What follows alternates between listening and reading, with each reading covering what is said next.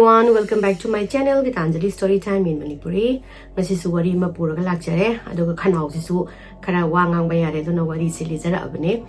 Ngasi ki wari se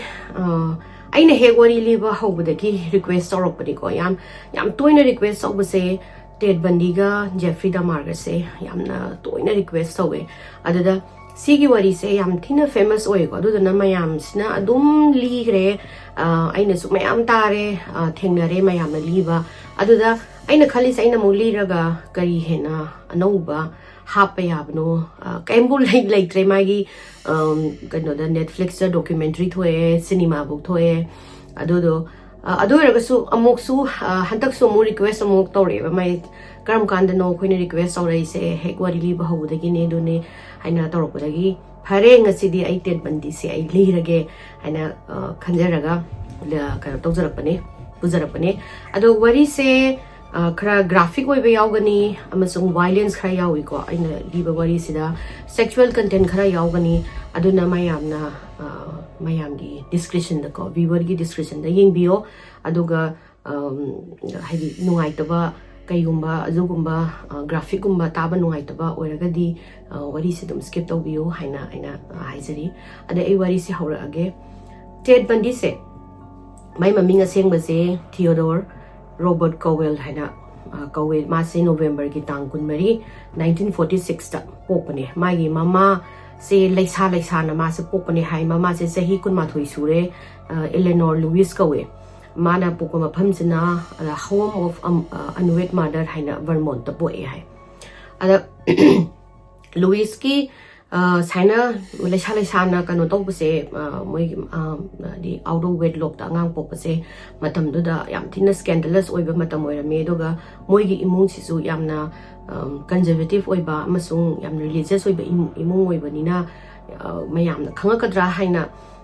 kano se Ted se moigi mabubuk ka Philadelphia da chauri hai mabuk na ada Ted ki mapa se kanano sukang khangde magi mapa se unknown haina I adubu Louis na haibada Eleanor na haibada mana nupa Air Force thabak tawba nupa ama thengnei hai nupa se mai maming se Jack Worthington kawe hai ado mana he pregnant oye na khangakpadagi Louis se hundu omaga chakhibani hai adudagi mas upai letadana unwed mother gi mapham amada Ted se popani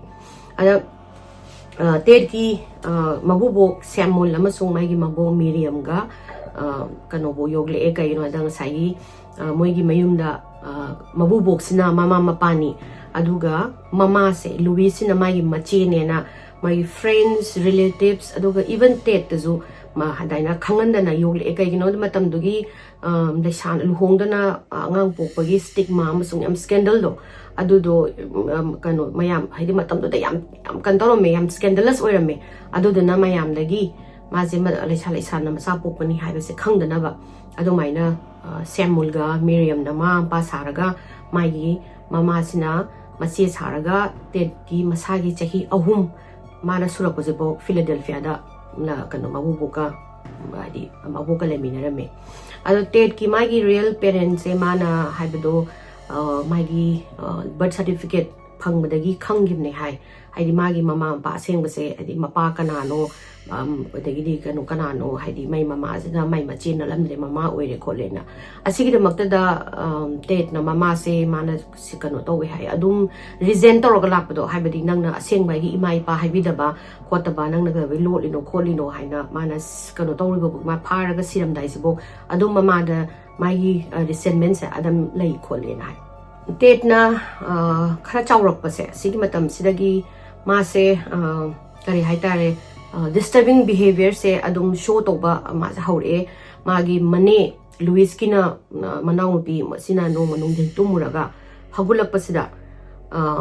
magma se thang mayam no kuro kweshalaga leirame do man karai de thang no ne na ma sagi mani do na Julia ka we ma se kano magi ti mani se madom sa se adam kano madom sa na karai de thang mayam no na yenga kanda Ted sina chahi ahum medi yam nganna ne ko mana sigumba disturbing behavior gumba utpa horaise thang mayam je da mana munna yengaga nokmi tawraga mani kan madom sa da yenga leram doine adagi madom sa je na pakatana moi mai mapa mama sa haidoine doga masi ko I thang gumba adagidi yamna fashionated oibedo khoi kitchen da changaga thangje yenga leibi adugumba yam angang oina just occasionally not every time occasionally ma se thanga je paira ga hekta kano yeng dogi se kano haidi thobra kaina ga yam yengning aduga ma se animal cruelty am toy haidi sa ga je phara ga hekta torture to bi adagidi hui haudong khangde sa kano uchi ni khangde rabbit ni khangde mana phanga sa sing je si dai de ma sam torture amna torture to bodu gumba yam pame hai angang oi ga dagi 1950 da Louis se magi maming se Cowell haba si dai magi surname si da loktoga mana Nelson haina thole aduduga Tacoma haina Washington da magi cousin singa Ted se puraga ano leibala ani aduga 1951 da ma se nupa ma thengnagani mai maming sina Johnny couple paper Bundy kawe maga thengnar kanda da luhong doi ne aduga huziki Johnny se hospital gi cook ne hai aduga moi ani na luhong matung da Johnny na Ted se formally mana kano tawrani ko adopt tawraga mai maming Bundy se pi gi bane Johnny ga Louis ka se macha mari amu pokani moi ani luhong matungda adubu Ted na Johnny se magi mapa ne haina do ma se adopt tawrasu macha ne adopt tawrasu mana mapa ne na sunglo longning sungaya ning de Johnny kano gi Ted ki wakhanda Johnny se yam smart oide bright oide like su hai basunate just cook amane paisa ju kitang khak tali paisa ju amta pai de aduna masna Johnny se kano hai tare ne mana accept sung tok tok da mai mapane na ado Johnny na di am try di taw jai moi gi haina moi family camping gum bachat pa khot pada ma je involve tong na ba habadi Ted nang su yaw lo kholo to se Ted sina sungya ya de hai mana Johnny je sungpam pam de hai ba hai di paisa ma haina paisa ju pai de paisa ju thok te like su hai ta ba khoi gi bright su oi da ba makok su yaw da ba nu pa se ai gi ipa ne na mana mai maming pi ba khatane ai atopa ma ga kaimong mari leina de haina adum chaw bok ma su tawe hai mana chakhulak pagi matam se sidaista mana kai doge habada mai gi childhood se namana koi gi garbage bin ko dustbin gum masida chala ga mi gi mayung gi dustbin jin huma ga pictures gumba aduguma thidoni ko mana thiriba picture ji ju kaino habada nupi hadi mapi maron ga yaudaba naked picture se asi ju koi thidoi ba koi gi trash can ni khangde de dustbin da changaga hangkan keng doine aduga magi pocket money mama na piba mapa na piba paisa khara arei ba se asi ju mana crime detective koi gi crime gi detective gumba gi magazine gumba adugumba da loina ma paisa thada doini ko aduga mana kano tawriba anamba leiriba magazine si zu karino habada ahoi yamna nupi daga violence oiba adagi khoi gi nupi ka se khoi lenga thillaga hatpi thang tingnaga kai matu kai ka haba adugumba thira ga yamna violent oiba magazine se sigumba je koi thira na ja sigumba je thiraga second hand gi dukan da chalaga magi pocket money sing se da loina ma loitho e hai man sa kholak paisida mana chahi tarama thoi train thoi sugala pasida yuze taina thaga ngauraga nungdang jida mi gi thongnau koi nupi mapi ga hongdo pada koi thongnau ga thingjal hawdaba padar khoi gi kanoga parda ga kanoga thingjal hawdaba se sigumba je chala thira ga nupi gi mapi hongtok pa khotpa adugumba je thongnau da yeng doine yengaga ma se gor gumba adagi asiba torture gumba to se ma se dum obsess oi ba hengal ego adubu ma se yamna di like am phai e hai makok yam lai hai like am phai hai he did very well in his school days adubu magi spare time sida mama na basinga sana da na khotna tawda mahuta mana adugumba thongnau mi gi thongnau da koi gi lummaga yeng dogi nupi ma phiong dok pa yeng ba adagi picture jogo cha da ba picture mayam je khomjalaga adugumba magi collection oin thamba adugumba oina adum tawre magi school matamda ma larik pudi am academic yam na phai adoragasu ma khangba hai tare ne magi classmate natraga moi gi neighbor gi tinaba mi singsina ma se bully ne na khange moi habada he is a bully ko yam na mean spirit oiba angang ne doduga ma se mi je terrify to ba pa me ba aduna lekai gi angang singje loina ma khomjalaga ma nekta ki hanba kaphan ba lauhan ba adugumba dagi di mingondaga koi anaba pi ba sam nungai jabai tare pain gumba inflict to bose am pam jaba adugumba kai mi ga je magi moi gi dogi neighbor gi da tiger trap na mana u le ba sa tok tho ga ꯎ ꯃꯆꯤꯟ ꯇꯨꯝꯕꯁꯦ ꯌꯨꯡꯉꯒ ꯀꯩꯅꯣ ꯁꯥ ꯉꯥ ꯂꯥꯛꯄꯗ ꯍꯨꯏ ꯍꯧꯗꯣꯡ ꯑꯣꯏꯁꯅꯨ ꯁꯥ ꯑꯣꯏꯁꯅꯨ ꯑꯗ ꯇꯥꯁꯜꯂꯒ ꯑꯗꯨꯗ ꯇꯥꯕ ꯀꯩꯅꯣ ꯍꯨꯏ ꯍꯧꯗꯣꯡꯁꯦ ꯑꯗꯨꯒꯁꯦ ꯇꯣꯔꯆꯔ ꯇꯧꯕꯤ ꯑꯗꯨꯗꯨꯅ ꯃꯥ ꯅꯣꯡꯃ ꯑꯗꯨꯃꯥꯏꯅ ꯇꯧꯕꯗ ꯅꯨꯄꯤ ꯃꯆꯥ ꯑꯃ ꯍꯧꯖꯤꯛꯀꯤ ꯃꯥꯒꯤ ꯇꯥꯏꯒꯔꯒꯤ ꯇ꯭ꯔꯥꯞꯁꯤꯗ ꯇꯥꯁꯟꯗꯅ ꯃꯐꯥꯏꯒꯟꯒꯁꯦ ꯂꯣꯏꯅ ꯁꯦꯒꯥꯏꯗꯣꯏꯅꯤ ꯉꯁꯥꯏꯒꯤ ꯑꯇꯨꯝꯕ ꯃꯌꯥꯝꯗꯨꯅ ꯑꯗꯒꯤ ꯅꯣꯡꯃ ꯃꯥꯅ ꯀꯩꯗꯧꯒꯦ ꯁꯤꯗ ꯍꯧꯗꯣꯡ ꯁ꯭ꯇ꯭ꯔꯦ ꯍꯧꯗꯣꯡ ꯃꯣꯏ ꯑꯗꯥꯏ ꯂꯩꯀꯥꯏ ꯃꯣꯏ ꯅꯦꯕꯔꯍꯨꯗꯀꯤ ꯂꯩꯕꯗꯣ ꯑꯗꯨꯗꯣ ꯐꯥꯔꯅꯤ ꯑꯗꯨꯒ ꯐꯤ ꯐꯥꯎꯅꯕ ꯑꯗꯨꯗꯩꯗ ꯃꯈꯨꯠꯁꯤꯡꯁꯦ ꯀ꯭ꯂꯤꯞ ꯂꯣꯏ ꯇꯧꯁꯜꯂꯦꯗꯅ ꯍꯧꯗꯣꯡꯁꯦ ꯃꯀ꯭ꯔꯥꯡꯁꯨ ꯐꯥꯛꯇꯣꯛꯑꯦ ꯃꯈꯨꯠꯁꯨ ꯐꯥꯛꯇꯣꯛꯑꯦ ꯑꯗꯨꯒ ꯄꯦꯇ꯭ꯔꯣꯜ ꯍꯩꯖꯤꯜꯂꯒ ꯍꯧꯗꯣꯡꯁꯦ ꯃꯩ ꯊꯥꯏ ꯍꯥꯏꯌꯦ ꯍꯧꯗꯣꯡꯁꯤꯅ ꯅꯥꯔꯒ ꯀꯞꯄꯒ ꯈꯣꯡꯕꯁꯤꯗ ꯃꯥꯁꯦ ꯅꯨꯡꯉꯥꯏꯔꯒ ꯅꯣꯛꯈꯥꯏꯔꯒ ꯃꯥꯅ ꯌꯦꯡꯕ ꯑꯗꯨꯒꯨꯝꯕ ꯌꯥꯝꯅ ꯀꯔꯤ ꯍꯥꯏꯇꯥꯔꯦꯅꯦ ꯌꯥꯝ ꯚꯥꯏꯂꯦꯟꯁ ꯑꯣꯏꯕ ꯑꯉꯥꯡ ꯑꯣꯏꯅ ꯑꯗꯨꯝ ꯍꯧꯔꯛꯑꯦꯅ ꯃꯣꯏꯒꯤ ꯅꯦꯕꯔ ꯃꯥꯒꯤ ꯊꯥꯏꯅꯒꯤ ꯀ꯭ꯂꯥꯁꯃꯦꯠꯁꯤꯡꯅꯁꯨ ꯑꯗꯨꯃꯥꯏꯅ ꯃꯥꯁꯦ describe ꯇꯧꯏꯀꯣ. Hi guys, today's video is in collaboration with Futurecuex Jewelry. It is a custom-made jewelries based on your zodiac sign. I'm Virgo, so they have sent me a couple of jewelries that I wanted to show. It's like it's all Virgo related stones and the design. It actually brings a lot of good luck, positive energy, and I believe in them. I'm going to show you what are all the jewelries that they have sent me by Futurecuex, and I'm going to wear it. I'll put all the details and description in my video description.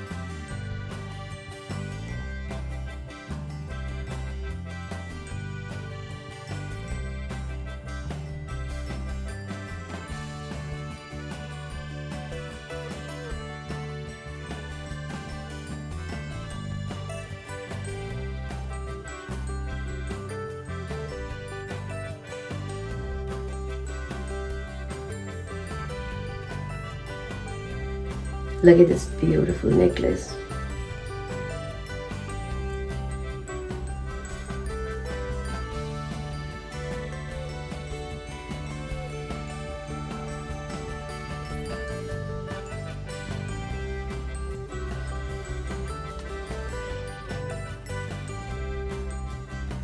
Nice. Earring again.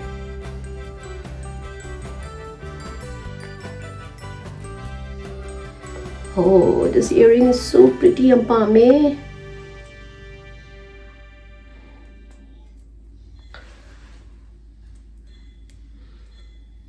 It's Manipur ka luhong baka chatning ita. Kinaw no padong taluhong ay kada ni sana si sina ba.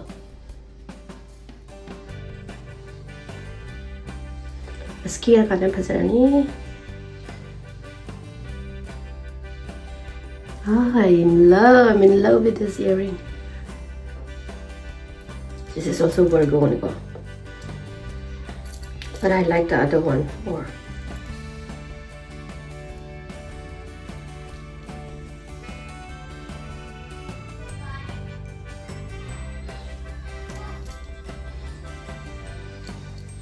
Ini am kira kanda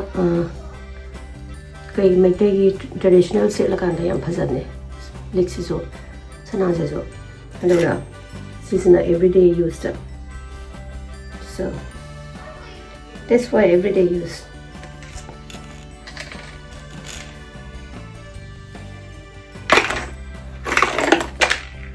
Thank you, Futurecuex, for sending me all these jewelries.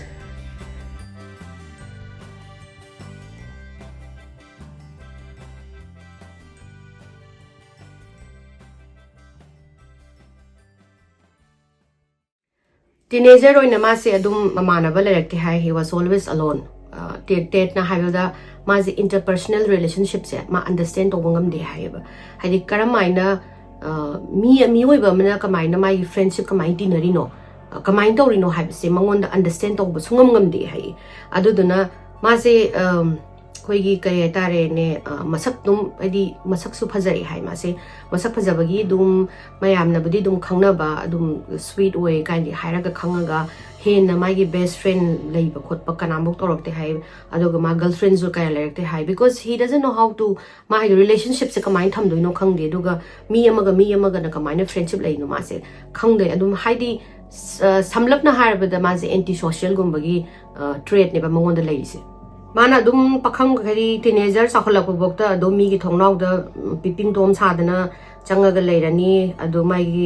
ꯑꯦꯗꯣꯂꯦꯁꯦꯟꯁꯐꯥꯎꯗ ꯑꯗꯨꯝ ꯃꯤꯒꯤ ꯅꯨꯄꯤ ꯃꯐꯤ ꯍꯣꯡꯗꯣꯛꯄ ꯊꯣꯡꯅꯥꯎꯗ ꯆꯪꯉ ꯌꯦꯡꯕꯤ ꯈꯣꯠꯄꯤ ꯑꯗꯣ ꯍꯧꯖꯤꯛꯇꯤ ꯃꯥꯁꯦ ꯀꯩꯗꯧꯒꯦ ꯍꯥꯏꯁꯤꯗ ꯃꯤ ꯂꯩꯇꯦꯅ ꯈꯪꯉꯀꯥꯟꯗ ꯄꯣꯠ ꯍꯨꯔꯥꯟꯕ ꯆꯪꯕ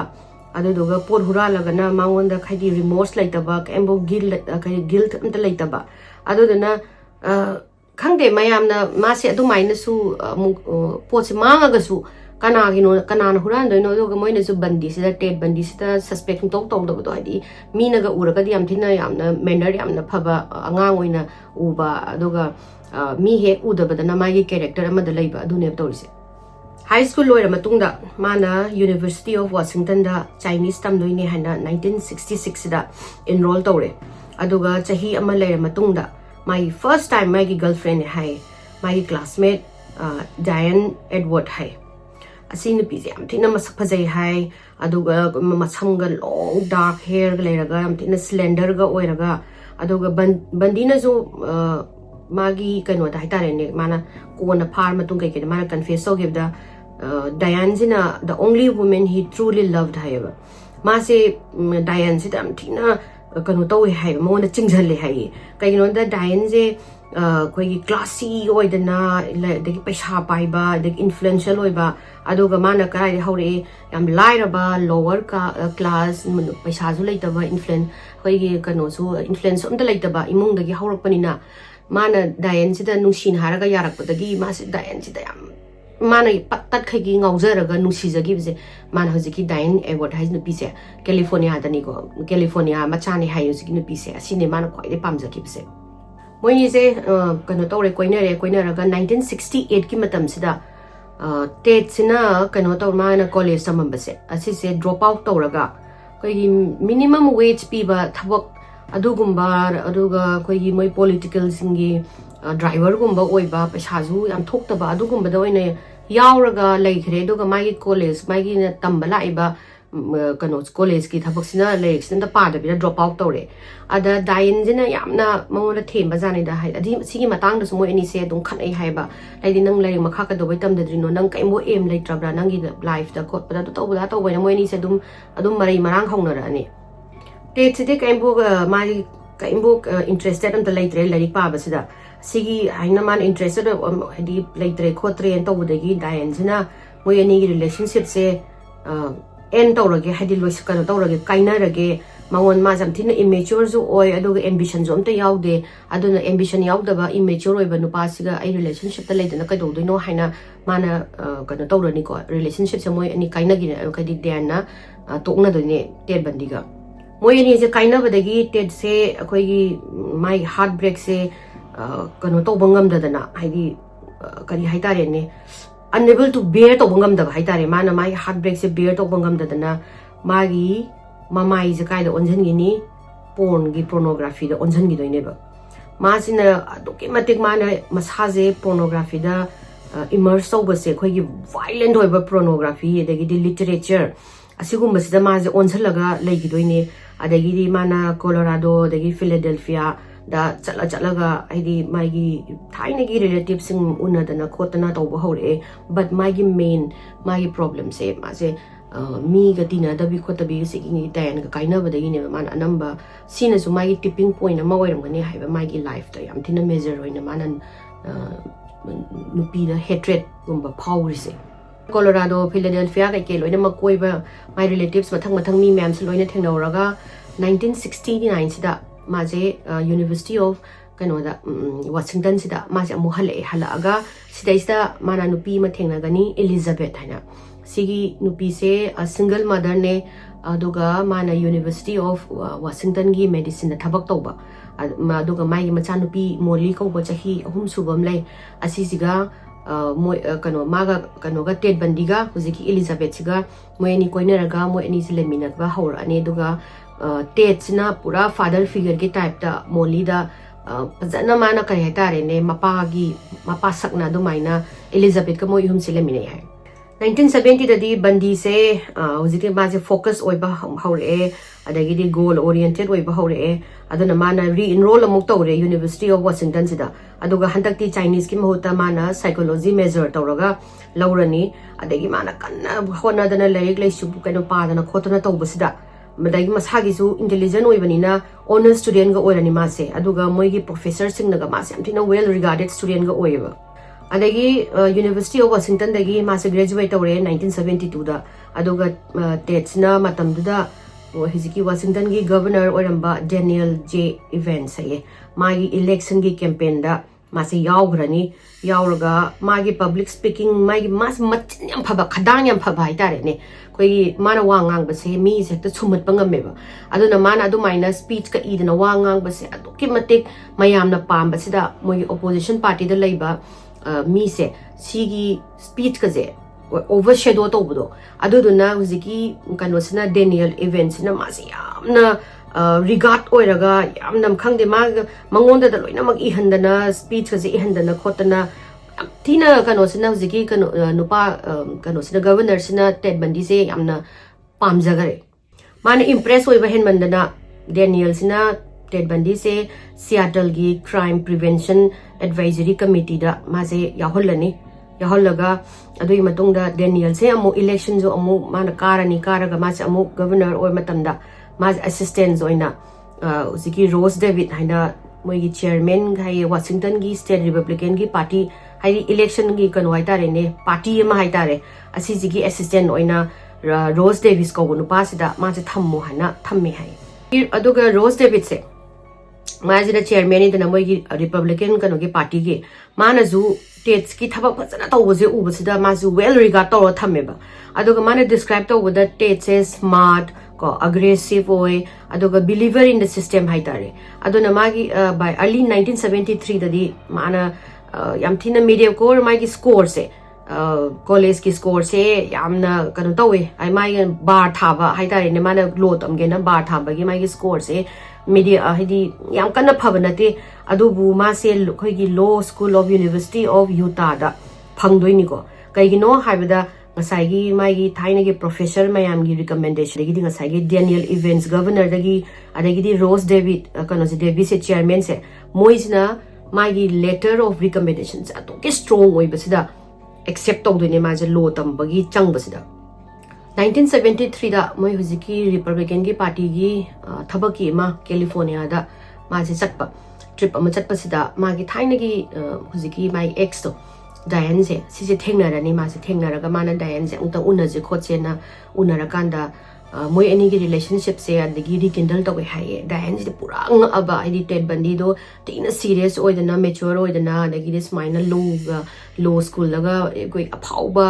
University of Utah ka is amthina power of nature is the mana ga law ka tamdana adagi di haina kano gi magi governor Daniel ga mari lai khai di kano to sanga tawdana adagi di ngasai moi Republican gi party gi chairman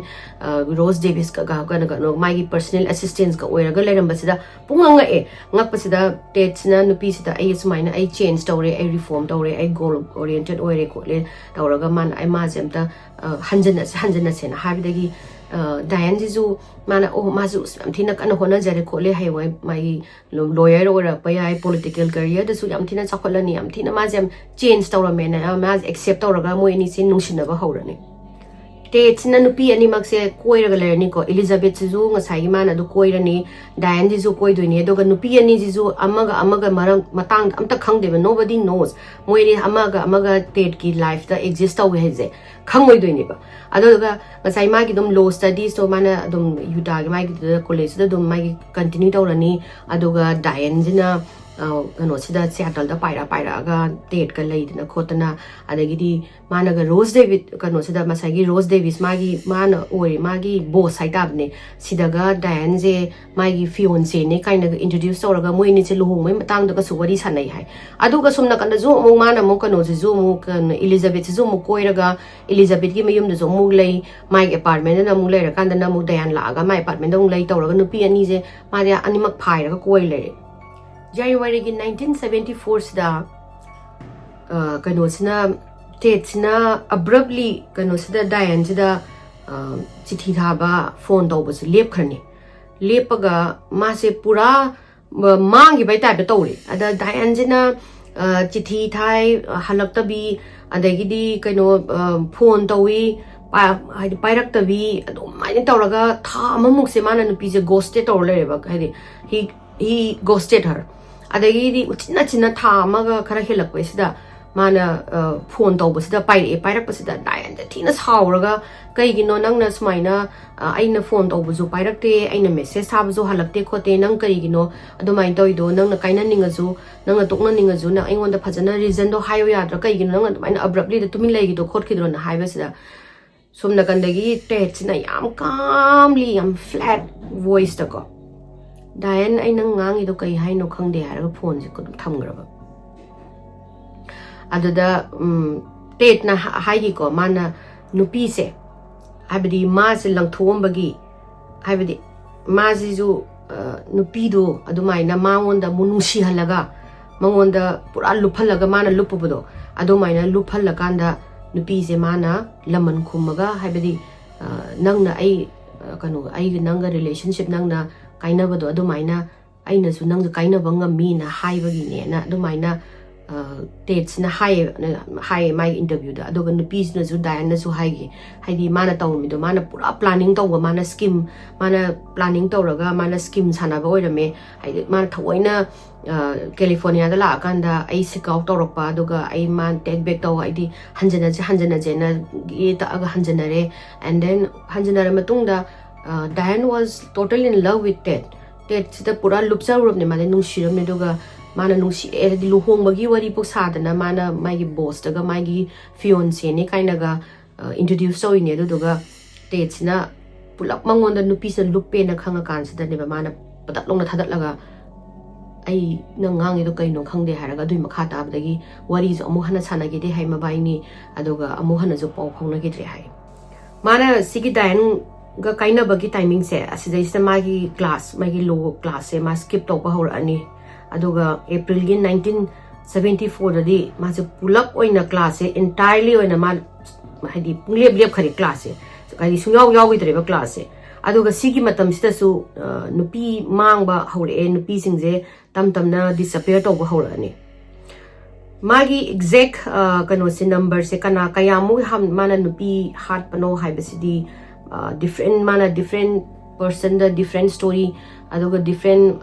mabu interview people lakot mada different number hai do na exact amount exact number di khangde hai adu mana confess to give je nupi kuntha taruk mukti mana heartland hai but the number could be more high mado mana dum hai di magi kanogi dandi magi chairak pira matung da gi di khara hairam badagi hena hayu ya de na adu maina hai doga masina sigi kari hatare ne mana tawba crime sing se माना graphic ओइना details ओइना नुपी Kuntha गिदी माना फजना detective सिंगदा police सिंगदा लिरंगनी अदुगा मयाम हाइसे माना teenager ओरपदगी हाट पहौरम दो माले high माना नुपी दो काइनारबा मतुंग माना कनोदा कोलोकानोगा कोलोराडोगा Philadelphia दा चलुबदो अदुदगी ममांगदगी हौरा मनि ना हाइ अदो मा आइना खंगबा अदी मयाम कितंग लिस्ट याम यामे व अदुना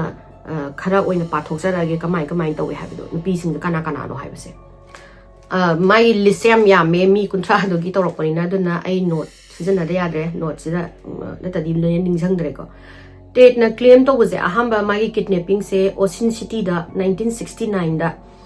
तौबने हाय अदुददी माना कनामबो हाटखिदे हाय 1971 से बुक तिमा अदुम किडनैप तौरगा नुपी दा रेप गुम तौबा मोलेस्टेशन गुम तौबदी तौ मालेशिया तलसे अदुगा जनवरी की तांग मरी 1974 से असिदा मान कनोदा mi ahing mayam tumna ka kan sida Ted sina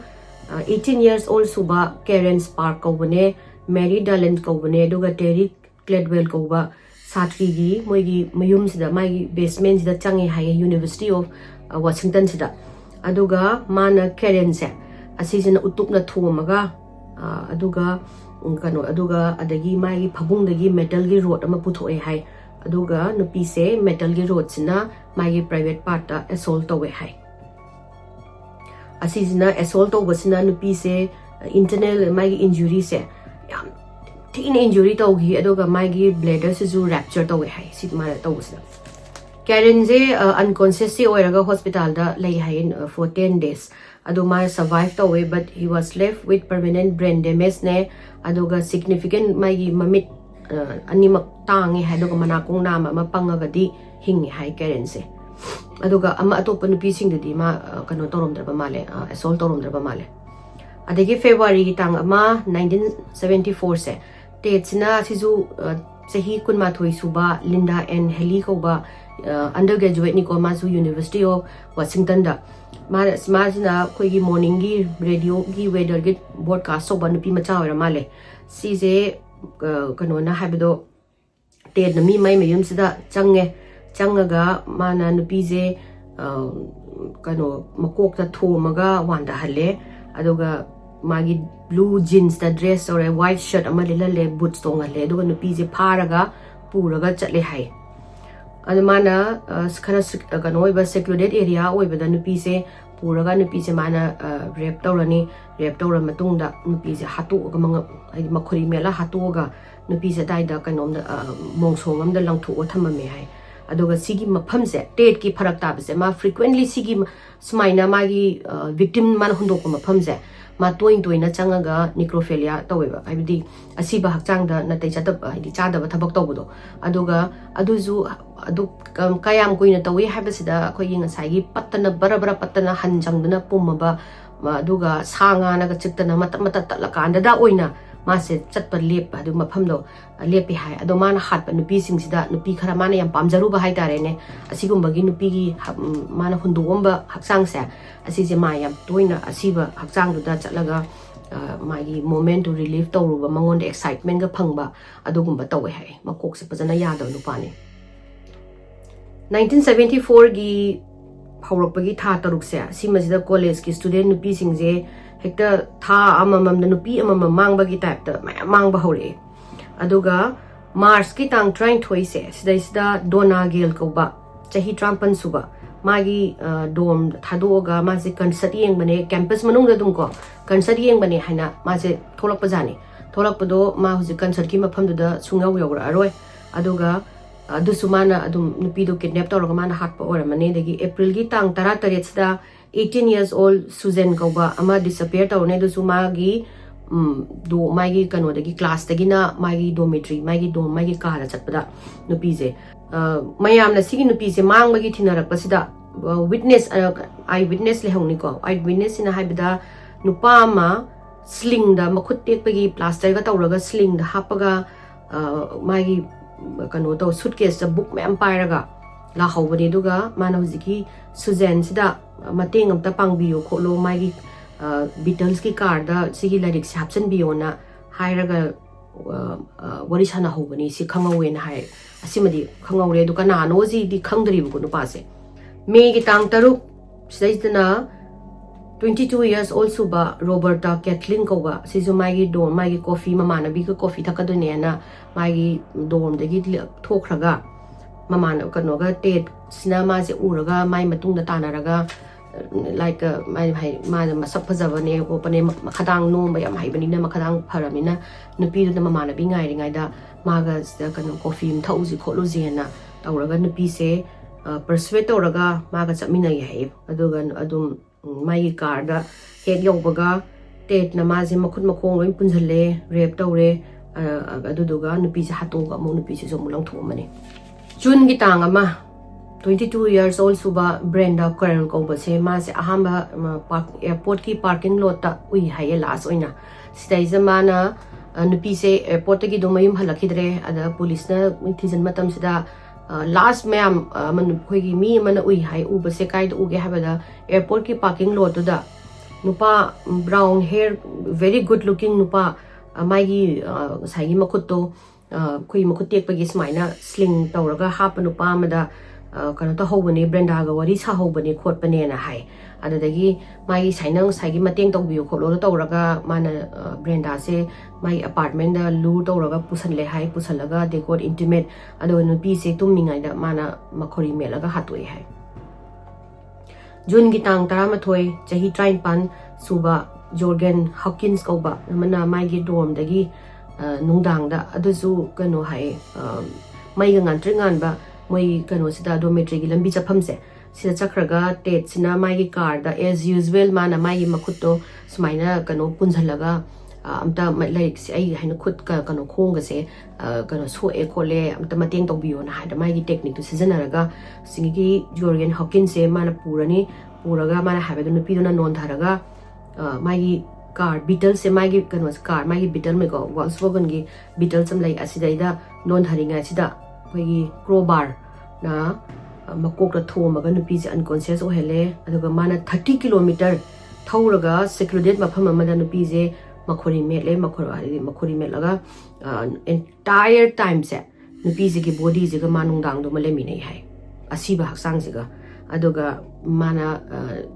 हतो लंगथो मतुंगदा अहुमलक नुपी से की असीबा हक्सांग से माना हाइदोंग साइगी इंटिमेट ओइबा चलेना अदु माना अहुम चल मतुंगददी मथंगी चतपा मतमददी मसादो पुंपुम पुमगा लोइना मचे मचे लोइना कायरा सगायरा लेरमे ददगी अमोहन चटकेदे हाय नुपी मयामजु असी मरक्सिदा मा हाटख्रबने आइदि लिस्ट ओइना गोइनमक यामे दुदुना खरा खतने अइना खरा अखंगबजे अइना हाइरामिसे अदा माइगी स्माइना रिपोर्ट तौबा नुपी फाबा खोटपा मयाम से न्यूज़पेपर दा टीवी दा पब्लिश तौरनी कोई वाशिंगटन जिंगा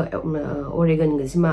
अदगिदी प्रेशर जो साइगी पुलिस दा प्रेशर मयाम लाए हाइदि नोइ कमाइना नो हुजु फोबा सिगी कनो से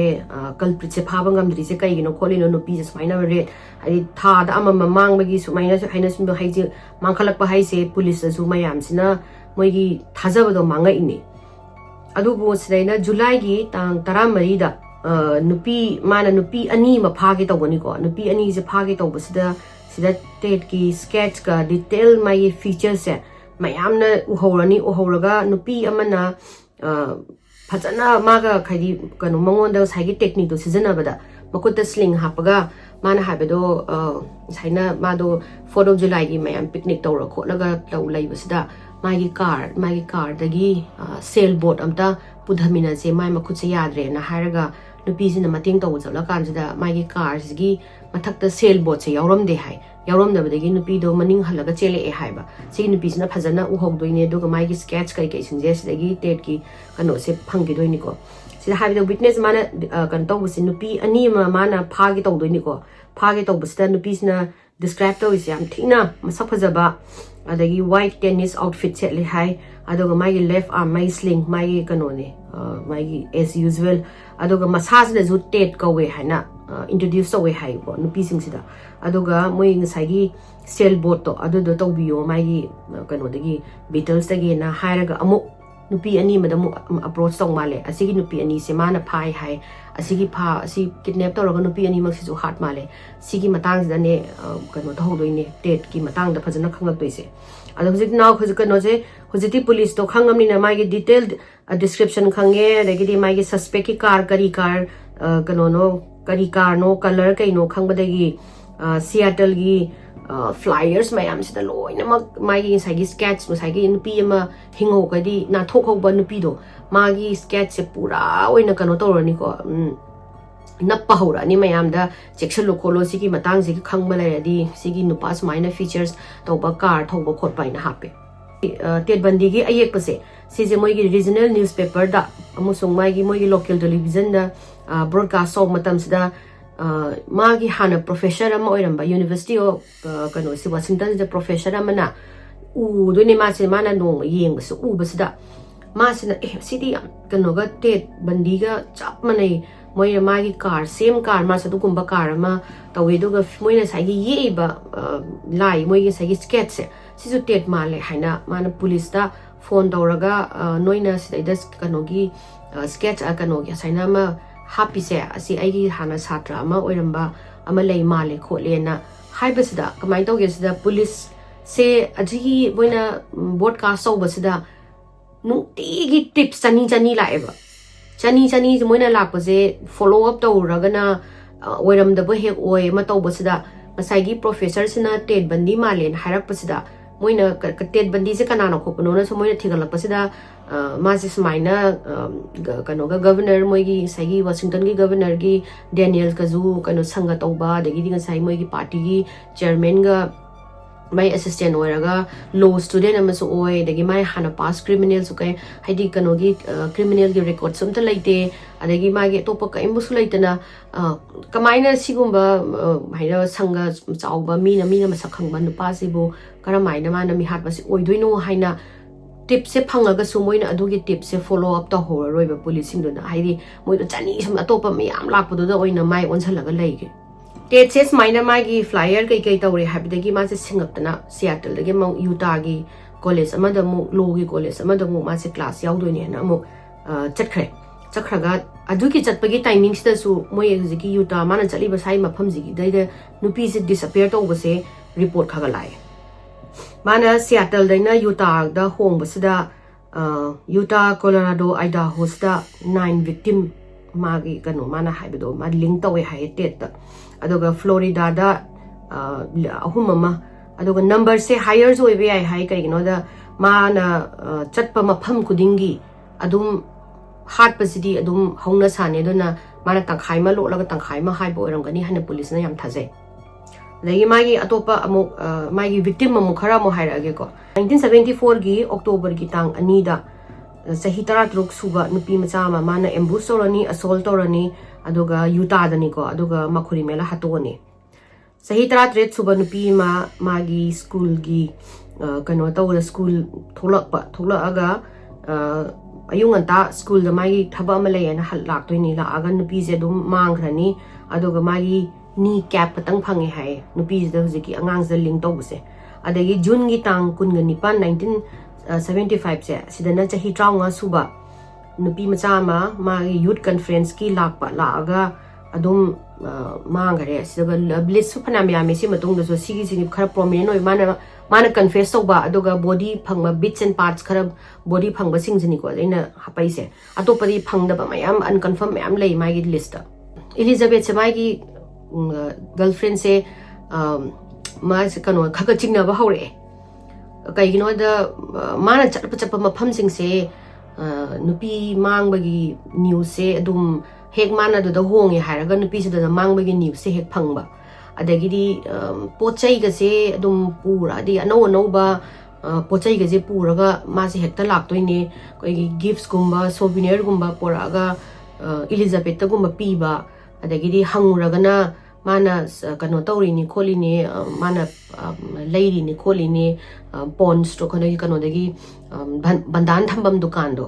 adugumba kano dagi store dagi leiri ni kaina haiba ada Elizabeth na khali ji masana ma de hana dum paisa do mi paisa ton da na paisa songai tab nu pas na kai de no mana mai apartment sida aina sat khudingi no go por adum la ami adagi mana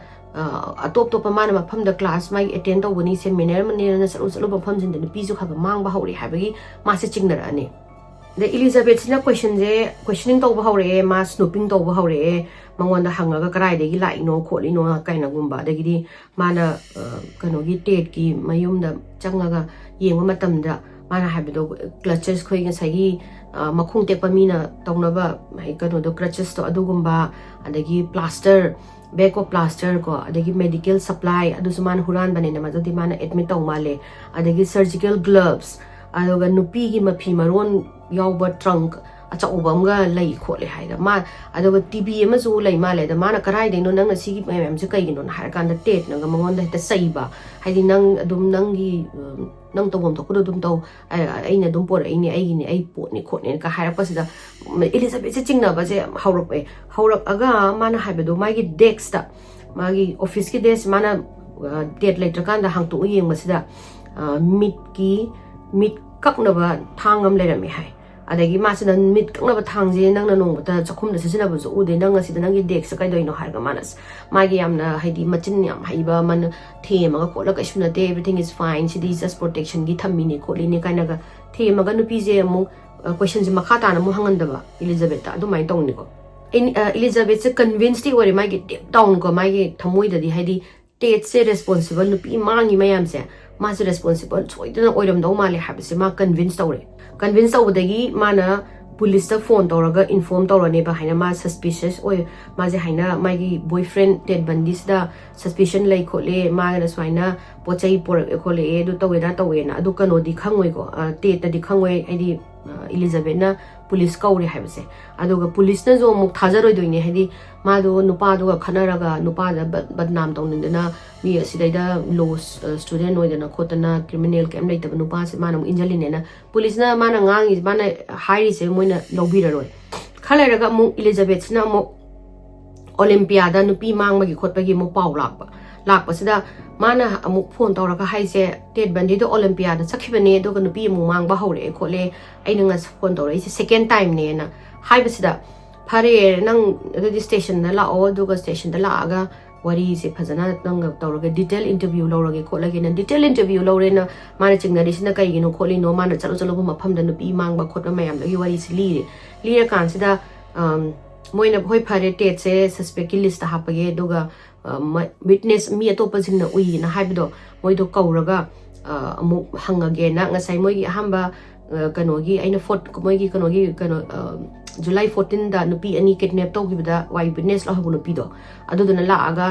Bundy je line up to holiko line up to hon basida masna Bundy je maybe khangde man identify to bongam draba asigi nupa se moista line up to riba nupa se amata yaude na harapadagi Ted se nanthora ani ko ahamagi line up sida ma je identify ta hongdam dagi adagi December 1974 se Elizabeth na amu ahum lak suna mu phone tawre moida phone tawraga man haise noina ainam phanam haire nupi je mana chappa khudingi mafam je mang leire kholiro kamai tawri no kholino na dagi policing sina haidi hoi ma je koi suspect list thamine ma kanam ma na witness kanuna su eye witness su identify to bangam dre adoga credible oiba forensic evidence su mangoda link to de dona karamaina masik pha hari kamaina kari gi base ta kari evidence ta pha doino mai nupi du gi evidence mai gi du gi da pha bu di evidence yaudamni na ma kuina je haidi pha ba gi kem kana roera aduga Ted china zo hangora su mai yam ta charming oiba yam intelligent oina khomak pa khop pasina policing du zu moi zu haidi kana thaja doino ma ko nga khola amni sigi tongnari ngai gi marak sida Carol de Rons ko ba nupi mana ma je college tagi thoga mai gi parking gi kano se changba sida Ted Bundy sina police officer ma saraga mana smaina noi gi saina break-in kai car nongi lai khole na pau tai khole nang kaimbo dakata da khota bra na approach to pasani to kusida Carol sina kaimbo kandau de khote da buda nangi license and kano registration yenge khot ke na haraga nupi si magi ID card ka driving license ka mana liung sanuga mana mai car on dam ta la os minus station da nangi car do chamana ma huran gare na mi nupa mana complaint ta howe aduduna nangi car ne haibagi registration je nangi ne haibagi utna bla ona adu mai ta usta Carol sina aham chat pasida police ki car na tabida ngasagi magi car do ngasagi Volkswagen gi Beetle car se u basida ma happy tang de chingna ye da ma yam thina magi aina haisine mai makhadang yam thina wangang ba haibadu da car da chango ona phare na hairag ma se car chang masida ma sik chingdi happy tang masana di kan tausan chingna bazani ada chingman e car changoga kaim tawdabida Ted na ma se makut to handcuff to male handcuff tawraga makut se hantak te handcuff to base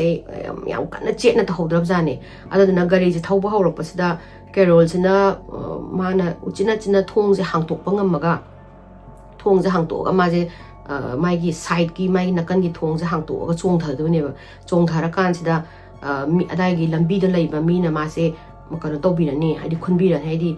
ma je help to bani adu help to bu basida dum Bundy du di thogra male adu ka mana la akan sida police da kaina ma kidnap to ge to wi khole sigin nupa se saina police officer ne sai khole to we na da ma gi details amuk pireng sai car details kai kai je pira kan sida Bundy se adum kano da di lei ni ko hadi ma gi suspect list lai raga ꯅꯨꯄꯤꯁꯤꯗ ꯀꯅꯥꯏꯅ ꯍꯥꯏꯅꯕ ꯃꯁꯛꯇꯣ ꯌꯦꯛꯑꯣ ꯈꯣꯠꯂꯣꯅ ꯌꯦꯛꯑꯒ ꯉꯁꯥꯏ ꯑꯍꯥꯟꯕ ꯃꯤꯗꯨꯒ ꯅꯨꯕꯗꯤ ꯃꯁꯛ ꯍꯥꯏꯐꯦꯠ ꯃꯥꯟꯅꯔꯒꯁꯨ ꯃꯥꯅ ꯃꯃꯤꯡꯗꯨꯗꯤ ꯃꯥꯅ ꯉꯁꯥꯏꯒꯤ ꯇꯦꯠ ꯕꯟꯗꯤꯗꯣ ꯍꯥꯏꯗ꯭ꯔꯕꯅꯤꯅ ꯈꯪꯗꯕꯅꯤꯅ ꯑꯗꯨꯝ ꯅꯨꯄꯤꯁꯦ ꯅꯪ ꯀꯩꯒꯨꯝꯕ ꯑꯩꯈꯣꯏꯅ ꯅꯨꯄꯥꯁꯦ ꯐꯥꯕ ꯉꯝꯃꯀꯥꯟꯗ ꯅꯪꯒꯤ ꯂꯥꯏꯟꯑꯞꯀꯤ ꯂꯥꯛꯑꯣꯀꯣꯅ ꯍꯥꯏꯔꯒ ꯀꯦꯔꯣꯜꯁꯦ ꯎꯆꯤꯟ ꯅꯥꯆꯤꯟꯅ ꯀꯜꯍꯧꯔꯅꯤ ꯑꯣꯒꯁꯀꯤ ꯇꯥꯡ 6 1975ꯁꯦ ꯁꯤꯗꯩꯁꯤꯗ ꯌꯨꯇꯥꯒꯤ हाईवे पेट्रोल ऑफिसर बॉब हेवर्डना टेड बंदी से हाम बोइन अरेस्ट तौनी को मादी कनामु करी कनानो खोपनो काय अदुगे फजना खंग्रिबने माना हुजिकी अहिंग नोंयाय हाइतारेने अहिंग नोंयाय सिदा माई कार सिदा रेसिडेंशियल एरिया सिदा स्पीड लिमिट तै हेलगा कन्ना कार से थौजानी थौबसिदा पुलिसना साइ येंगमसिदा माई कार गी पैसेंजर सीट से सिजे याउदे है याउद्रगा मनिंग लोमदा ओइना हापसिदा माना चिंगनादना साइगी कनोसे बंदी से तानरगा फ्लैग डाउन तौरे आइदि गाड़ी खामो नंग चेक तौगे खोटकेना अदैदा अहामबदा माजस अदु काइनागा सिगी फ्रंट सीट सिदी आइना कनोगी कन्वीनियंट ओइबे लौथोकपने खोपने तौइदो पुलिसना माइखो नंगी जि हाना check तौदो यारोय check तौगेना check तौबसिदा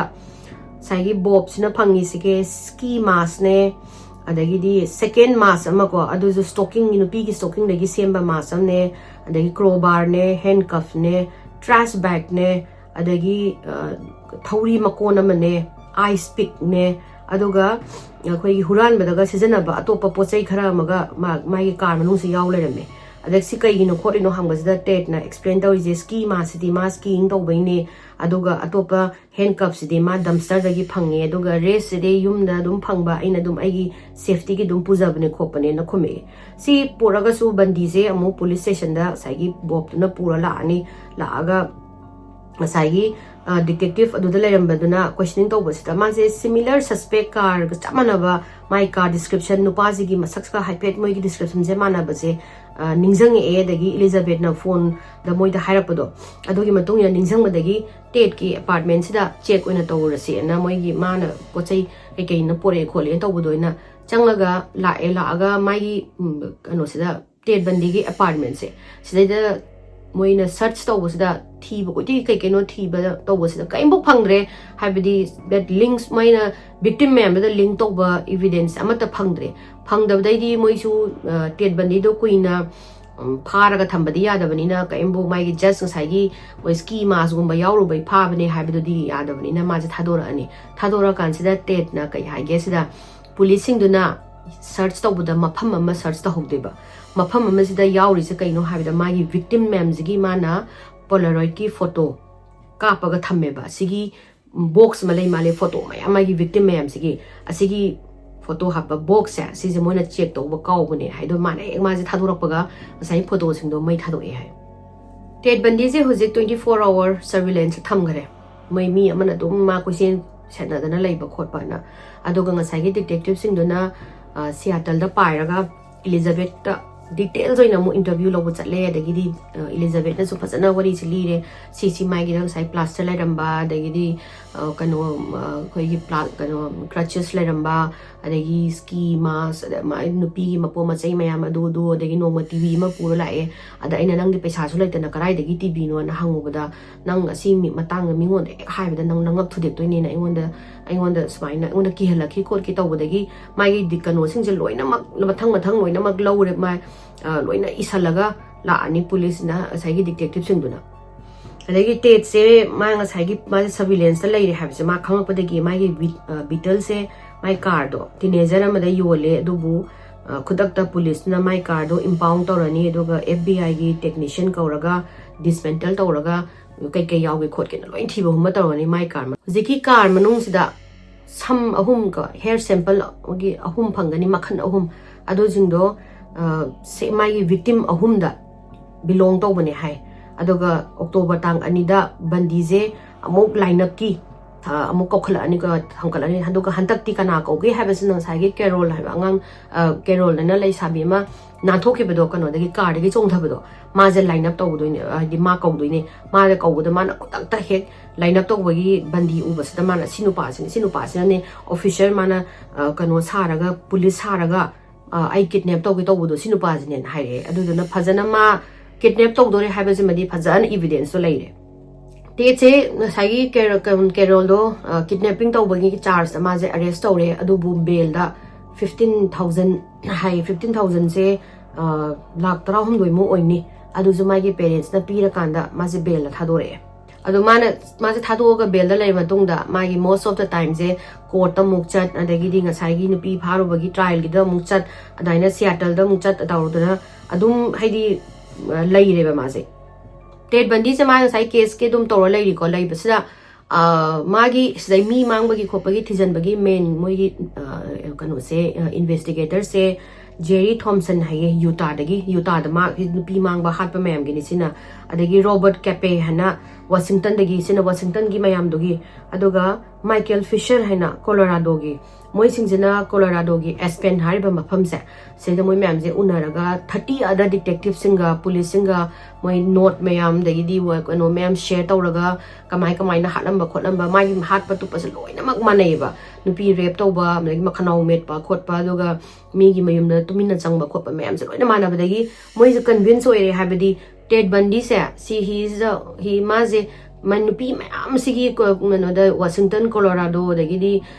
mangi ba singse nupi se Ted Bundy se culprit ne habise moi phasana munna khangmadagi adubu maunda my evidence asingmadi kanu di phangdri dana foreign khoi kai ta ne strong evidence di phangdri but moin haise Carol gi dagi kidnapping de budi ma soidana Carol na ma masak to khangabani na ma soidana makibudi sigi di dandi phangani adu oiraga su hat liba singse mana nupi hat pa singse mangondagi kaino ma plan ama tawraga confession ama lauthoga sigi kanu case loisandaba yaroi haina moi masen jingje unarakanda note share tongnarani detective ahum jiga atopa 30 other kanu singjiga police ga February 1976 da dates nang sai Carol gi kidnapping gi magi trial this kanu tawrani magi hauraga trial gi lorak pasida jury na maje guilty ne hairaga chahi traunga Utah gi state prison da leiba haina adumaina pire February dane mana kano da jail la changaga leise aduga matam khara leraga tha khara leraga October gi isaisida maje thiba phangdre na tawdoini ko thiba phangdre na mai gi jail cell da yaudre thiba kansida kai de leramge habesida prison du gi moi gi manak tai madi ahu bade lithoga adai gi mongsong am da lotlaga leramba thengna bade police na mo mai se gi moi prison gi ga tu na pharani ma se kari gumba kidnapping du gi khatang khang mana ka em tawdna tumina dum laisalamagadi sahi khara leiraga adum aidi good behavior da adum sahi traunga sudra sudum thadorak pagi chances yam wang bane dubu magi ngakang free oining bagi kai tare ne free man oining bagi kano sida asa sida mana jail sida gi huran chen na baje yam toina honarakani aduga success oidoine hujik ahama prison gi maning da lot aga leram baje phab sida road map leramani airline gi schedule yaw leramani aduga anau khoi gi social security card na aadhar card ki type ne khoi India gi da haraga na US ki asi anau banga fake anga pairaga ada asi mayam sigi sidagi si huralaga ma tumina chen gi tawrambagi for several weeks ma je kano da solitary confinement da thamaga magi chahi je adum amu hapkat pado mana solitary confinement da lai ngai sida Colorado gi authority singna ma se Campbell gi murder case ki charges tawra ani di Campbell sama kano Campbell sama gi one of the victim or male asigi tawrok pasida sida January gi 1977 sida ma se Aspen Colorado gi Aspen da gi jail da ma je pora hadi kano tawrani ko transfer tawrani magi court hearing ama tawni ko June gi tang 3 1977 sida Ted Bundy je kano sidagi hujiki court sidagi gi chen gi doine mu magi sina magi escape number 2 ne sise ma sina skaya mu yamna sakakpa or in khoi gi yam thina charges da khoi gi man I may want to be in charge ka haibagi type ne kamai to ge sida lawyer people sing se mana mata law yadraga masagi case ai ma hadi ma law student ne masagi case masana lecture ne na haina hairabani na adugi ayaba adugi right laibani na ma se shackle da hadi moi jail gi dress adagi di kano makhut pundra makhong pula tawbudo adu tawdre adana just ma se kano eraga su hoi prisoner mo eraga su magi lawyer magi kano right to adu pi bagi lauthoga ma se माइगी दुम dress माइगी Sai कनो the सेटला खोलगा कनो गी coat गुम मली सलगा माजे माइगी case से दुम लेप हौरे हौबसिदा January June gi tang tare che sigi numit sida moina ke khoi gi lunch break mamang da hana case e badu tawre moi marai marang yana bi tawnare aduduga lunch break ki tawbosida Tetsina Jatsida Smaina Kanoda Moigi Siki Court Sigi Library the Changaga Magi Logi Matanga Karatizaluge my case Kimatanga Kanopi permission PV on Tobusta just Nayare had o Parenang Chalonang Kanoda Chalona library Salona and the mana library is a lady as da Kanano Mana Tona se Hangto Tamame Adoga Ziki Mana Lady Ba Ganose library Sina first floor or the ground floor the Namoy court hearing to him the lady. Ada Mas gonna Sagi Tona Hang to over labor Ubasida, Mangundagi, Mana chill again, a magic plant or Sagi guard Anido, Adi got to Zuka the Ronia as Ma Karai told you know, Manung the sim library Manung the labor and a labor. I Kalaga Domo Zuka Mamunda focused out on the lady. I said that.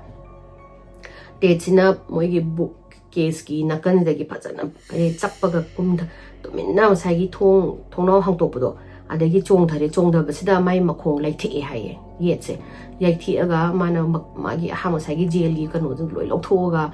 court to lila ka da makhong ro si aga chien gi doine adagi sagi Ted Bundy je haina chien gare na mayamna khangakpadagi moina khangakpa matamda dadi ma je kanu da mountain lom da chakhar khajane aduga Aspen je Chingnas final in question lagaleko, Adomoy highway Katansi or Male Maigi Marquidi excess roads. Adamosiki excess roads in Jello, in among police in a blockade Tauraga, Mat heating. I said, Masina Sigi Makong, Signamakong, Tepaduga, mountain gi, cabin gi, Yumama da Changaga, Adaida Mana, Chana, but Takna, Karahuralaga, Adoga painkiller, some Assam Timale painkiller, Gadamata Panga Vida, and the Chana Takna do. Karahuralaga Numini Hybra, Numini lay high. Adogamana Sigima Pumps the Huralize, San of the Nata with the Mapimaron Hurala Kuntoni, Adoga rifle amaga Huralani, my hunting rifle amaga. Adogamazina, Adogi Numini told Akansida, he will be lost in the mountain. Sagi Espengi Mountains, the Maze, Quigi Lamgauna, you can Salaga never met Karai talk to no Maze Kangaroo, Saki Salura Korokoraga Hane, Mapam de Europe. I don't mind Monomini Mumaze, the Mu Leslie Rom Toramatunda. Campingi trailer, Madamu Maze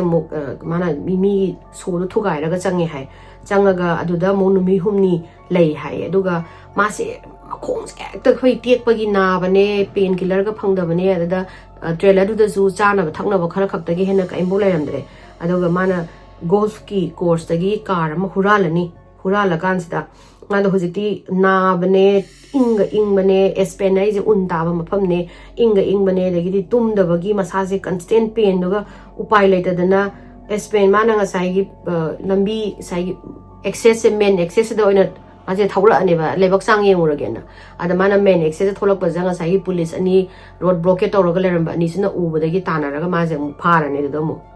Mana Mana Sagi court the Gitzian gives in a paba box and Numini Pani, Mana Lord like a Manunga the lady. A policing was on Kangazani, Mark, and Mucham and the lady, at the tea Zupang de Manas, Maching Murk the Lord Leramina.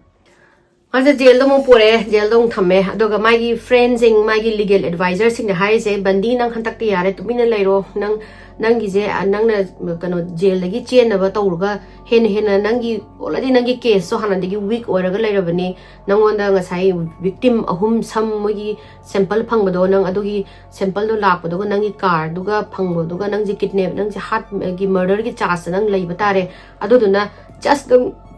Carol kidnapping is the Nang Kangagan the Lairo, Adoga Nang good behavior Montoraga, Mungana Tolakani has the man of Muyaro, Amuk marking a sign I don't say Maza free owning Magina Traga, Mongo the me hunting Bagi Canodo, other than the earth slap Bagi or Basuya Kangde, other than Masi Amuk chain abamu plan Amuk Yak Pahore. Mana jails the chain Bagi plans the Ahambada Chak Anita Charambase, lunch dinner Charambase. Maze dinner the skip Tauraga, Chakamakak Chava Horaga, Adwaina for Mana Habido 6 months. 6 months mana Adwaina no, dinner skip Tauraga, Maze, Kizi, Tarataru, Tahanduinico, Tahalaga, Matangi plants na, Hosiki smuggle to Pesakara, Mayum the Gitarapa, Moika Mishri, the Gitarapa Pesaka Gazina, entire jail jigi floor plan se sigi kanoma mogi drawing ama phangani aduga mana habado adugi hacksaw blade amagasu mana inmate sing dagi smuggle tawe hai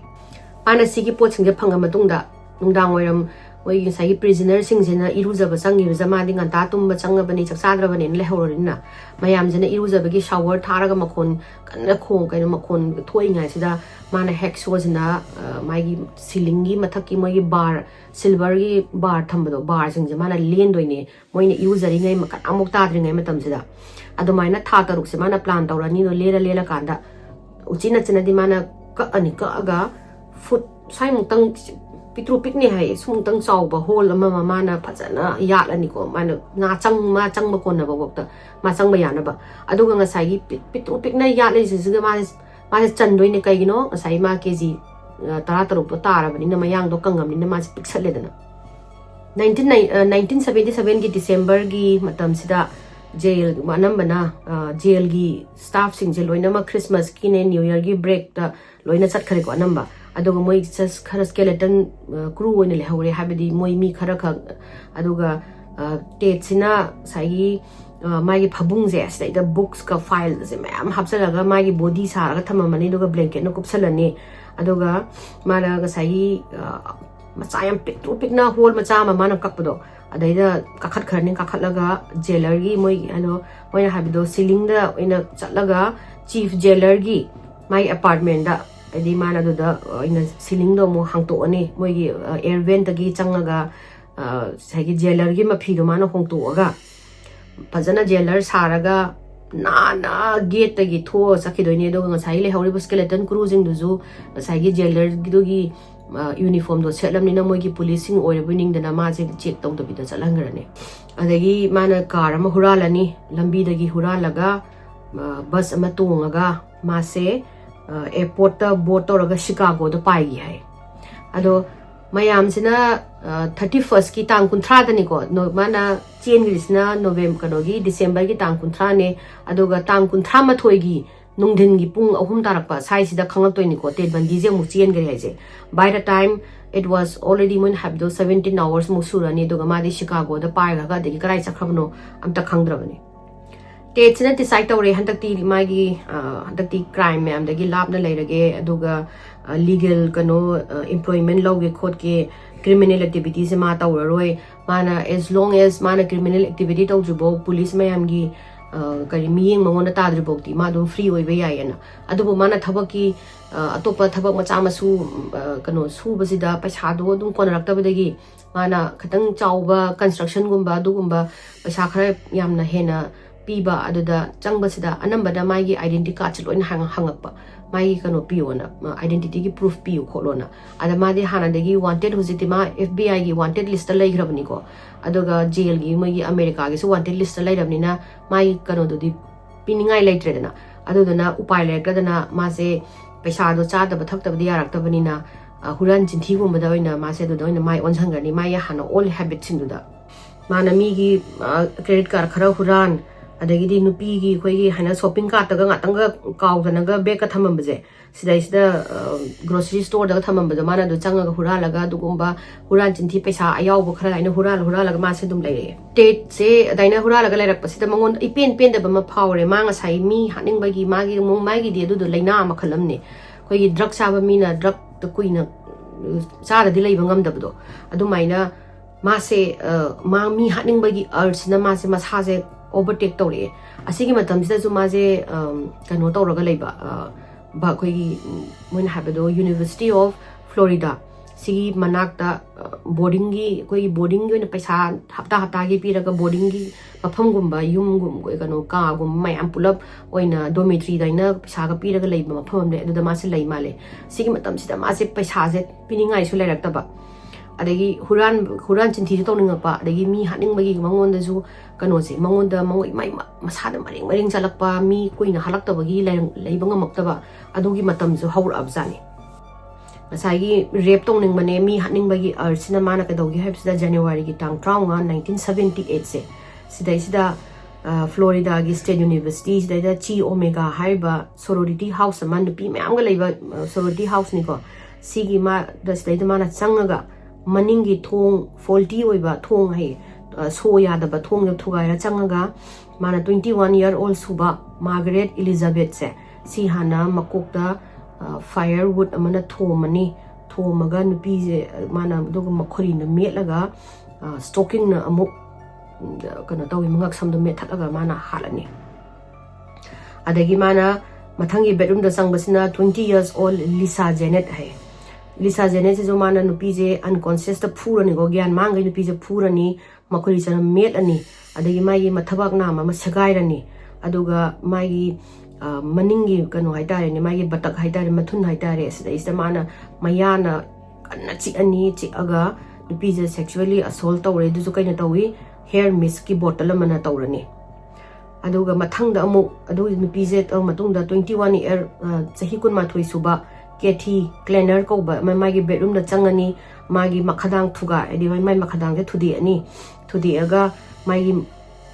shoulder sida laceration thang na sang na lelani lela matungda asi lela matungda muk chalanga mana muk 21 ubang sagi Karen Chandler se asigi makok sida muk thomani mai maya muk thudi ani manga sagi mi haning magi bai koina halu da gi phumjan bado dum yam man tawrise adoga nupi je gi makhutsing je loina mak mana kono tawi hai nungdhangam na nungam na sura loi thugai makhutsing je adoga sai Katie ga Karen ga di attack se survive tawi hai ani mogi mana attack tawringai da car headlight ama moi thongnau de changak pajani changak pasida bandi je mi lai warning na khangna chendi hai mana hati halaude nupi ani ma nupi mari ni man attack tawri se nungdang ama da haktang magi leyu kanu do mi haning bagi urge to ngatang lengamak tabagi hai tamni si hek hat pa loibaga pungkhaim leraga mok tech na 20 kanu chahi kun ma thoi suba Florida State University gi student Cyril Thomas hai sigi mayumai apartment jida mumana muk changani ko so thugai raga mai soldier je dislocate tawrani mai makok se manga thokna thugai hai mai kanu siga mai makhadang siga aduga mazu sexually assault tawbirani aduga huziki nupi sidi hingong male permanent deafness hai mai left ear ga Cyril se dancer jo male mai career du de du dum loi gare hai tet na attack tawra matungda ada magi moigi kano sina police kom kawra khola tar kana police na la yenga kan sida hujiki kano da Cyril gi phabung ne de sai mana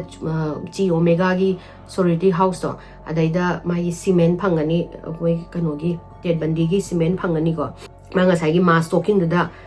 Ted Bundy gi masam ani ma ka yawler me haye that match Ted Bundy manga sai gi mass upodo adu now police na hujik ma police se hujik khange ma Florida da mu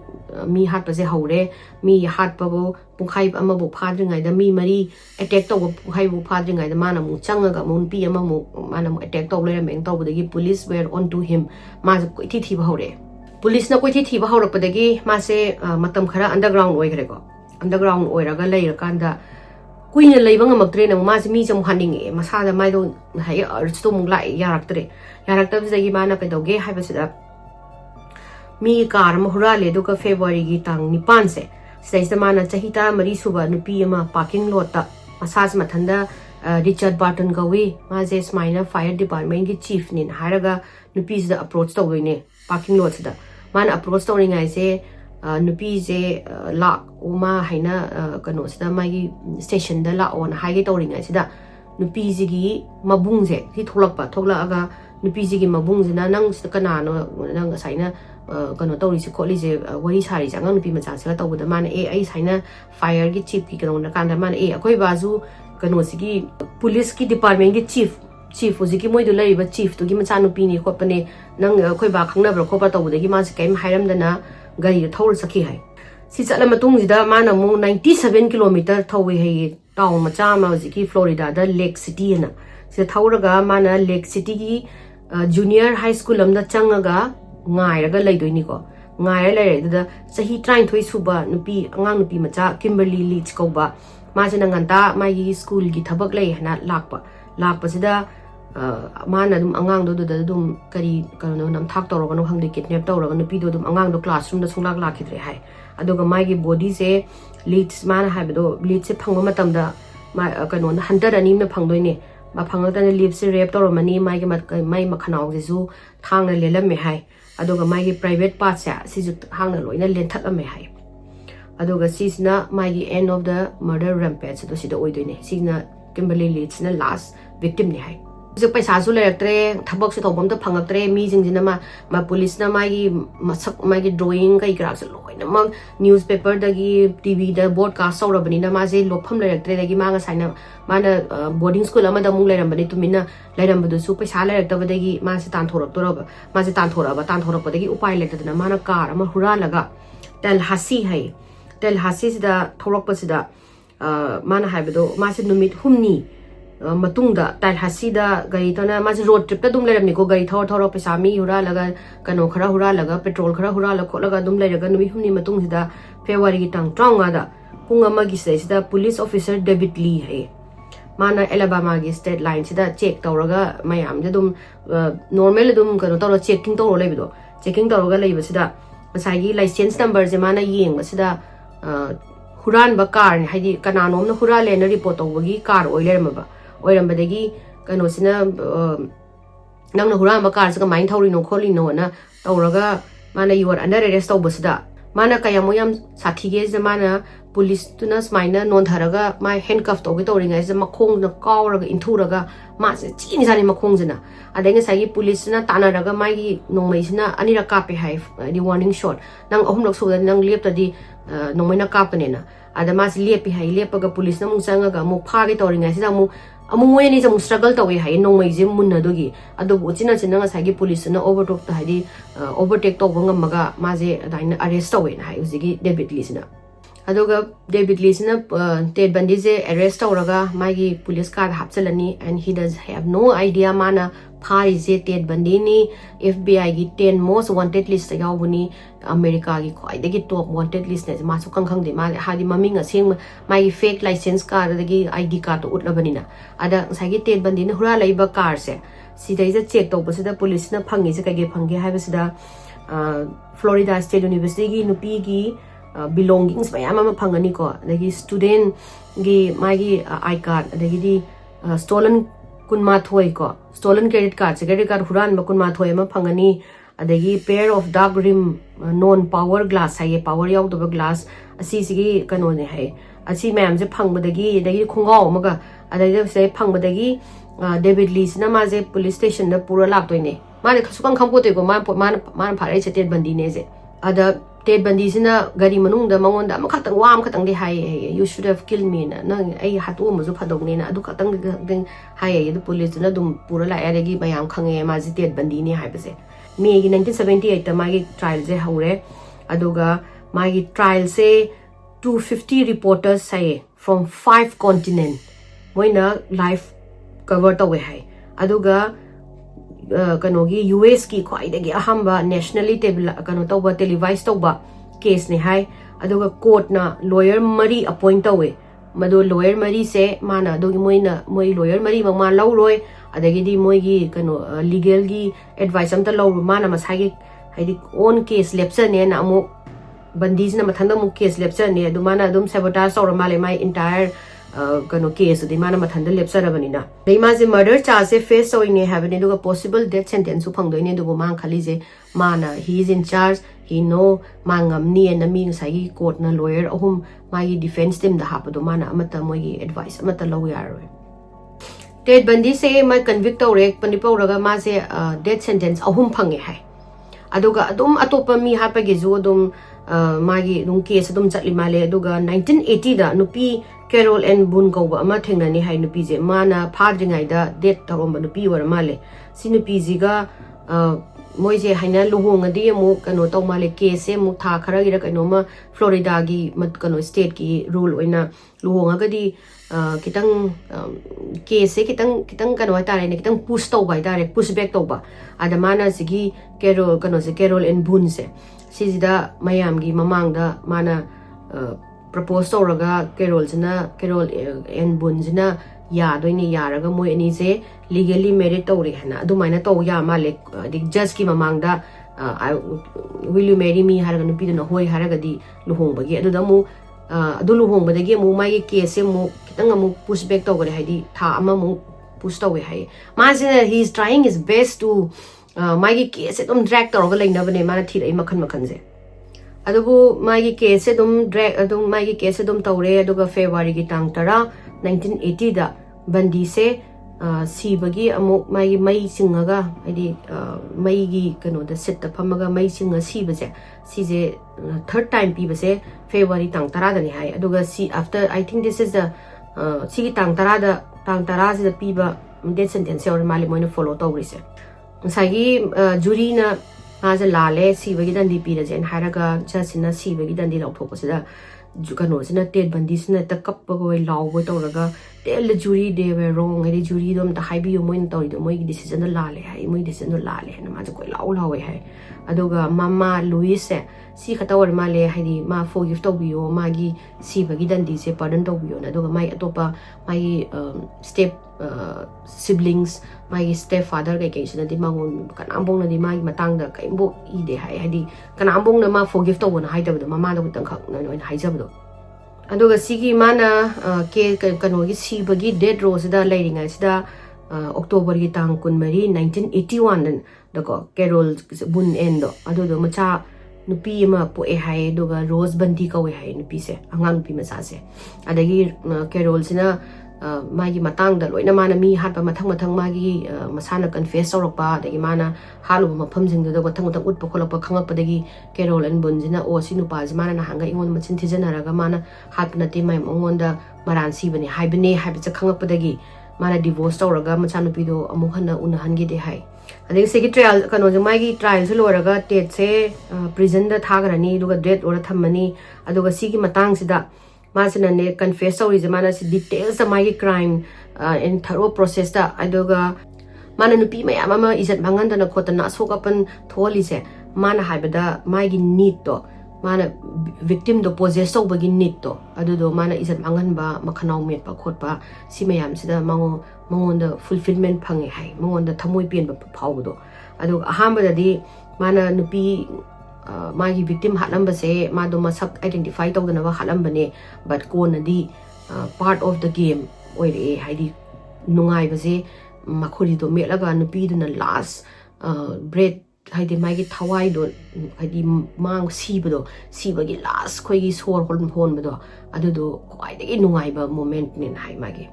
adagi FBI gi behavioral analysis unit na interview to magi crime gi matang de interview to do ni haidi aduga tet na haibaje ahamada di ma je dum mi je hatningam de hai dum hai dagi sum ma hatning ba hore e khole aduga mana halaga thamamba mafam je sigi mafam je magi di sacred ground ne ma haidi yamna mangonda yamna lu da mafam hai tare ne adana ma hanjan visit tawe adu su my favorite mana yam pamjaga victim oraga di mana no ba magi kano sigi case sigi magi dead row gi tarik je lep tore na haibaga hekta anauba amu khoi mi si halore sida halore na anauba amu tawba tamna sum kano pi lere mana kano se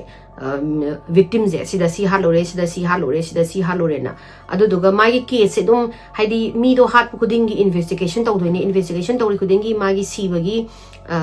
sairak pi se dum push taw lai doina aduna dugum dum technique anau no bo sejana la e dubu just na yaraktre mana loina ma khai basu nate tha ama lerani amadana ama hai adagi mu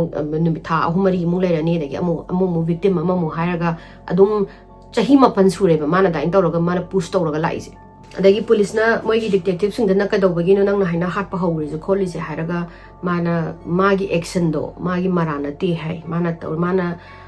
pornography da man tainari se adada tainarani adagi nupi sing victim sing do mana hairaga moina yaraga lakpa moida dum moido adagi moina pamjadana moina seasoning dana aina haiba mi stranger amana mateng taw hairaga mateng taw bini ko pini ka haiba gumba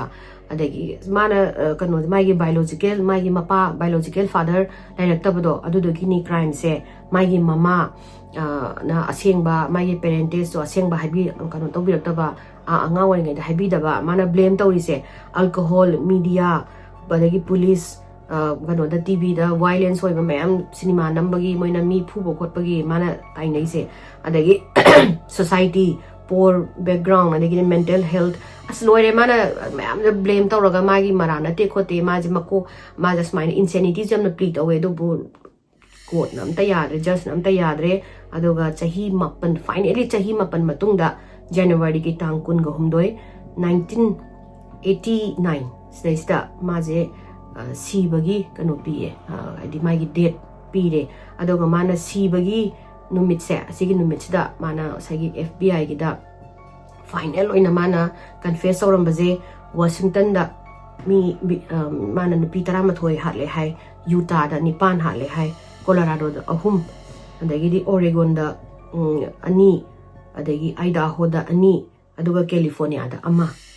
ado si detective na hai je si sing je 30 je sina loirabra na harakanda mana it could be 36 mu hai dagi 36 mu mana 36 na loirabra na haraga good luck with it haidi aina hujik noina aina mathang harazu ma sibagi date di pirabani na ma jik sidrobani na makata na confess obagi kem kana dre na hai so season magi wari sida de maje mai